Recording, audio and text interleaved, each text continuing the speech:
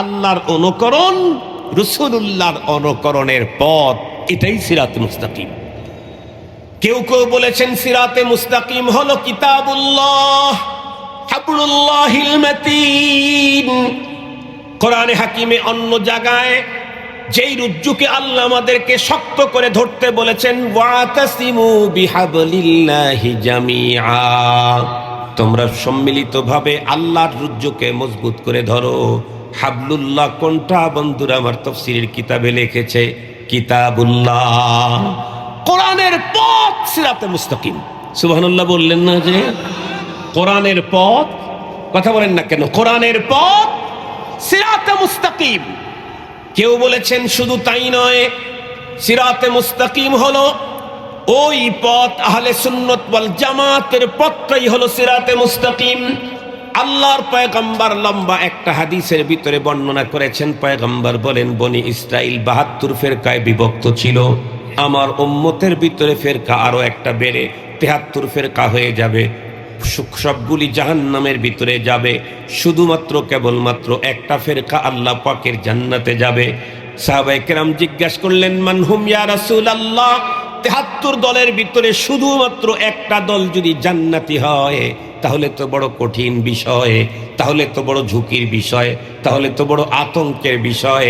ওগো আল্লাহর হাবিব, আমরা জানতে চাই যেই গ্রুপটা নিরঙ্কুশ আল্লাহর জান্নাতে যাবে তারা কারা? পয়গম্বর তখন উত্তর করলেন, মা আনা আলাইহি ওয়া আসহাবি, আমি রাসূল যেই পথ আর মতের উপরে, আর তোমরা সাহাবীদের জামাত যেই পথ আর মতের উপরে, এই পথ আর মতে যারা চলবে তারাই জান্নাতি। আল্লাহু আকবার বলেন, আল্লাহু আকবার। তাহলে সিরাতে মুস্তাকিম কোন পথ? সাহাবী, নবী এবং সাহাবীদের পথ। কথা বলেন না কেন? নবী এবং সাহাবীদের পথ। সাহাবীদের পথ যে সিরাতে মুস্তাকিম, এই পথে যে জান্নাতে ঢোকা যায়, এই কথা শুধু পয়গম্বর বলেছেন না, আল্লাহ নিজেই বলেছেন।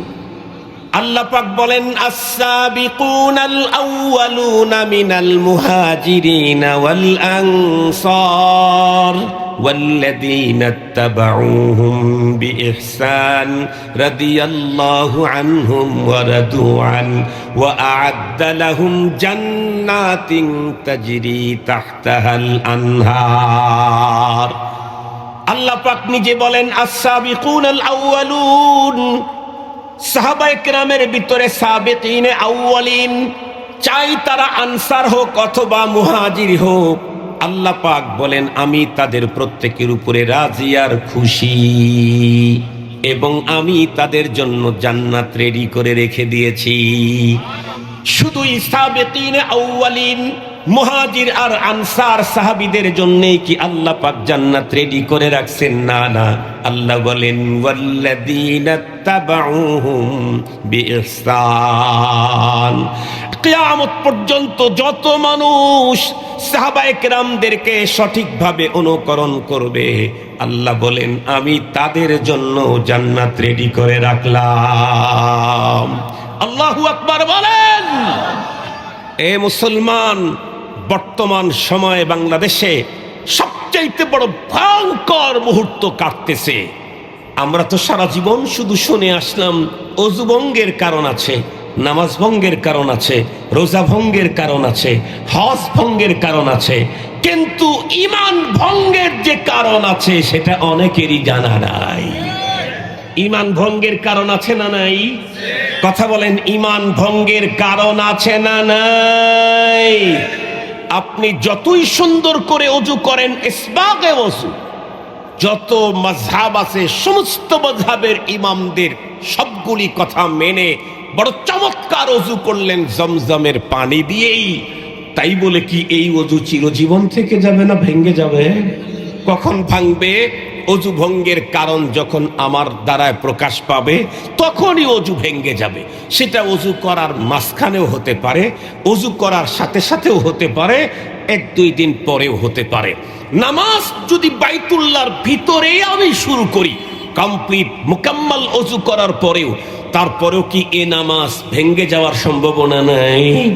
একেবারে সহজে বুঝবার জন্য বলি, নামাজের ১৩ ফরজ নামাজের 14 ওয়াজিব, 4 রাকাত নামাজে 51টা সুন্নত, সবগুলি মেইনটেইন করে একেবারে বাইতুল্লাহর ভিতরে ঢুকে, হাতিমে কাবার ভিতরটা বাইতুল্লাহর ভিতরের অংশ, সেখানেই যদি আমি সালাত আদায় করতে থাকি, টোটাল 51 সুন্নত আদায় হয়েই গেছে প্রায়।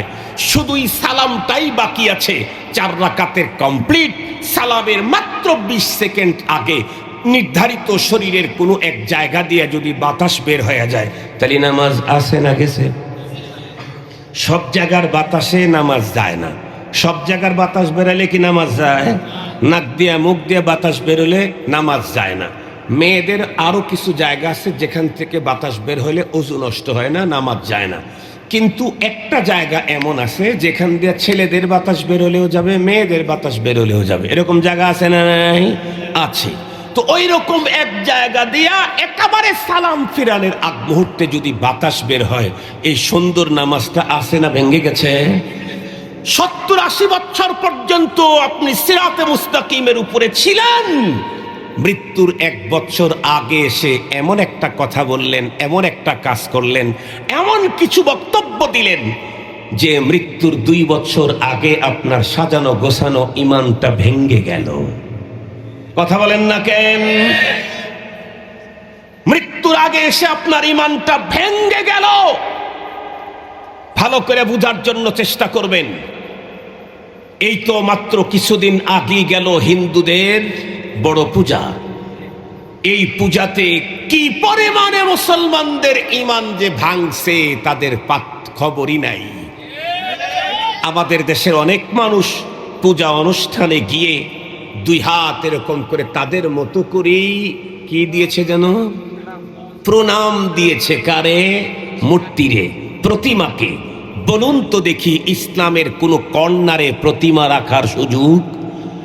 ইসলাম তো এসেছে এই প্রতিমার বিরুদ্ধে।